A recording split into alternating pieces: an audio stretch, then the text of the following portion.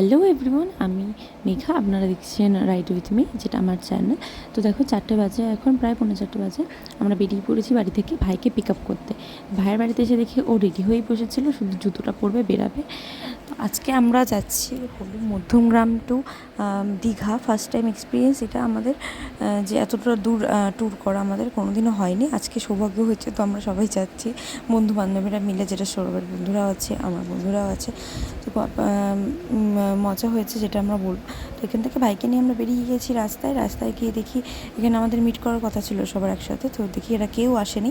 আমরা অনেকক্ষণ দাঁড়ানোর পরে, প্রায় 1.5 ঘন্টা পরে পাপাইদা আর সুভাষদা এসছে দুজনে বাইক নিয়ে, যেহেতু ওদের তেল ভরাটারা ছিল, তার জন্য অনেকটা দেরি হয়েছে।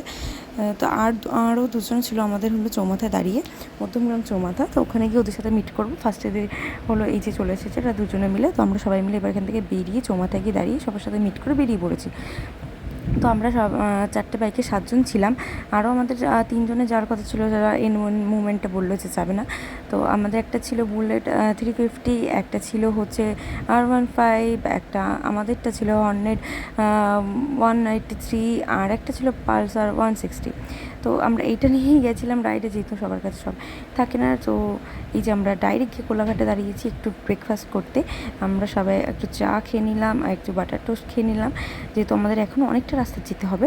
তো তারপর আমরা বিল ঠেলতে এখান থেকে বেরিয়ে, তারপর আমাকে সৌরভ বলল যে তুই গাড়িটা চালা, যেহেতু আমার অনেকটা কষ্ট হয়ে গেছে। আর যারা রাইড করে তারা অবশ্যই জানবে যে পিঠে একটা ব্যাগ নিয়ে এতক্ষণ যাওয়া মানে একটা কষ্টের ব্যাপার। তো আমি বললাম ঠিক আছে, তাহলে তুমি পাপাদার গাড়িতে বসো, আমি একটা চালিয়ে যাচ্ছি। আমরা হাইওয়েতে যাচ্ছিলাম, অনেকটা জোরেই যাচ্ছিলাম সবাই মিলে। তো আগে ওরা দুজনে বেরিয়ে গেছে, তো আমি ছিলাম, আর একটা গাড়ি আমার সাথে ছিল। আর পাপাই দ্বারা সবাই আগে বেরিয়ে গেছে, আমরা এই জন্য অনেক তাড়াতাড়ি যাচ্ছিলাম। তো এইটা টোল পার করে, যেহেতু কী টোল আমি এটা মনে নেই ঠিক। তারপরে শুরু করে, যেহেতু আমার কাছে ক্যামেরা নেই বা কোনো গোপ্রো নেই, আমি তো ফোন দিয়েই শ্যুট করি, তাই জন্য একটুখানি প্রবলেম হয়। আর আমি যেহেতু ঠিক করে এখনও ভয়েস ওভারও দিতে পারি না, তো একটু অ্যাডজাস্ট করে নিও। তো এটা হচ্ছে কাথি পার করছি আমরা। তখন এই পাপাইদার গাড়িটা আমিই চালাচ্ছিলাম, যেহেতু পাপাইদার খুব কষ্ট হয়ে গেছিলো এতটা রাস্তা একা একা গাড়ি চালিয়ে।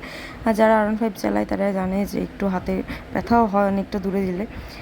তারপরে একটু আমাদের যাওয়ার সময় বৃষ্টি হয়েছিল, যের জন্য আমাদের একটু প্রবলেম হয়েছিল। পাপাইদার যেহেতু গোপ্রো আছে, ওটা ভিজে গেলে অসুবিধা অবশ্যই হবে।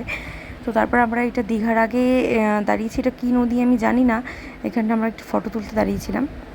তো সব ভিডিও তো আমাদের নেওয়া হয়নি ফোনে ঠিক করে, এই জন্য আমি হলো কিছু ফটো ভিডিও দিয়ে দিয়েছি, কিছু ফটো অ্যাড করেছি সবার।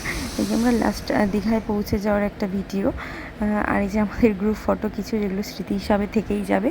তো আমি চাই এর নেক্সট টাইম যেন আরও কোথাও যেতে পারি, আর একটা দূরে লং ট্যুরে যেতে পারি। এইটা হচ্ছে তাজপুরে আমরা গেলাম। তোমরা অবশ্যই সাবস্ক্রাইব করে দিও আমার চ্যানেলটা, আর এর নেক্সট পার্টটার জন্য অবশ্যই হলো লাইক সাবস্ক্রাইব করে দিও। Thank you watching my video.